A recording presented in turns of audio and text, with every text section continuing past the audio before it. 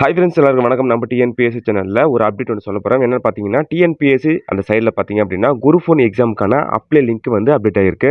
Apply பண்ணுறதுக்கான அந்த date பார்த்தீங்கன்னா 1ஆம் தேதி அப்டேட் ஆயிடுச்சு, ஏப்ரல் 1. ஸோ அப்போ அப்டேட் பண்ணக்கூடாதுன்னு சொல்லி தான் ஒரு 2 3 நாள் கழிச்சு இப்போ அப்டேட் பண்ணுறேன். அப்ளை பண்ணுறதுக்கான கடைசி நாள் வந்து இந்த மாதம், அதாவது 30/4/2025 கடைசி நாள். குரூப் 1 எக்ஸாம் எப்படி நடக்கும்னு பார்த்தீங்கன்னா, முதல் கட்டம், 2ஆம் கட்டம், 3ஆம் கட்டம்னு 3 கட்டமாக அந்த எக்ஸாம் நடக்கும். முதல் கட்டத்தை, அதாவது முதல் நிலை தேர்வு, அதான் ப்ரிலிமினரி எக்ஸாம். குரூப் 4 எக்ஸாம் எழுதிருப்பீங்க, அதே கான்செப்ட்லாம் எதுவும் நடக்கும். நான் ஒன்று, குரூப் 4 எக்ஸாமில் வந்து 10வது வரையும் படிப்பீங்க. இதில் வந்து 1ஆம் அதாவது 6ஆம் வகுப்பிலிருந்து 12ஆம் வகுப்பு வரை உள்ள எல்லா புக்கும் படிக்கணும். முதல் நிலை தேர்வில் 300 மதிப்பெண்கள் இருக்கும். 200 கொஷினுக்கு, அதாவது 200 வினாக்கு 300 மதிப்பெண்கள் இருக்கும். முதல்நிலை தேர்வில் 200 கொஷினுக்கு நீங்கள் 150 கொஷின் சரியாக ஆன்சர் பண்ணிட்டீங்க அப்படின்னா 2ஆம் கட்டமான முதன்மை தேர்வுக்கு தயாராகிடலாம். முதன்மை தேர்வில் 3 தாள்கள் உள்ளடக்கமாக இருக்கும். அதில் ஒவ்வொரு தாளுக்கும் 250 மதிப்பெண்கள் இருக்கும். மொத்தமாக முதன்மை தேர்வில் 750 மதிப்பெண்களுக்கு நீங்கள் எழுதணும்.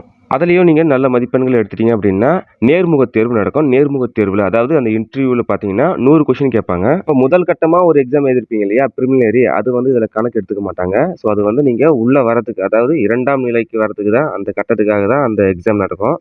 முதன்மை தேர்விலையும் அந்த இன்டர்வியூ நேர்காணலையும் மொத்தமாக 850 வினாக்கள். கல்வி தகுதி என்னன்னு பார்த்தீங்கன்னா, இளங்கலை பட்டம் பெற்றிருக்க வேண்டும். அதாவது எதனா ஒரு டிகிரி நீங்கள் முடிச்சிருக்கணும். டிப்ளமோ படித்து பட்டம் பெற்றிருந்தீங்க அப்படின்னா நீங்களும் விண்ணப்பிக்கலாம். குரூப் 1 எக்ஸாம் வந்து தமிழில் எழுதலாமான்னு கேட்டிங்கன்னா கண்டிப்பாக தமிழில் எழுதலாம். ஸோ நீங்கள் வந்து அப்ளை பண்ணும்போது தமிழ் வேணுமா, இங்கிலீஷ் ஆங்கிலம் வேணுமா சொல்லிட்டு 2மே வந்து இருக்கும். நீங்கள் வந்து கரெக்டாக நீங்கள் தமிழை வந்து சூஸ் பண்ணீங்க அப்படின்னா கண்டிப்பாக நீங்கள் தமிழில் எழுதலாம். ஆங்கிலத்தை சூஸ் பண்ணிங்கன்னா ஆங்கிலத்தை தான் எழுதி ஆகணும்.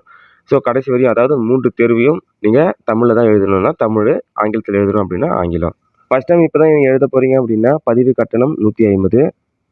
பதிவு பண்ணிட்டீங்க அப்படின்னா அதுக்கப்புறமா ப்ரிலிமினரி எக்ஸாம் எழுதுவீங்க இல்லையா, அதற்கு வந்து நீங்கள் ₹100 செலுத்தி ஆகணும். அதுக்கப்புறமா நீங்கள் பாஸ் பண்ணிட்டீங்க அப்படின்னா அடுத்த நிலைக்கு வந்து ₹200 நீங்கள் வந்து பே பண்ணுற மாதிரி இருக்கும். குரூப் 1 எக்ஸாமில் மொத்தமாக எத்தனை வேகன்சி இருக்குது, அதாவது எத்தனை காலி பணியிடங்கள் இருக்குன்னா 70 காலி பணியிடங்கள் இருக்குது. எந்த பதவிக்குன்னு கேட்டிங்கன்னா துணை ஆட்சியர், துணை காவல் கண்காணிப்பாளர், உதவி ஆணையர், உதவி இயக்குனர் ஊரக வளர்ச்சி, அதுக்கப்புறமா மாவட்ட வேலைவாய்ப்பு அலுவலர், தொழிலாளருக்கான உதவி ஆணையர்.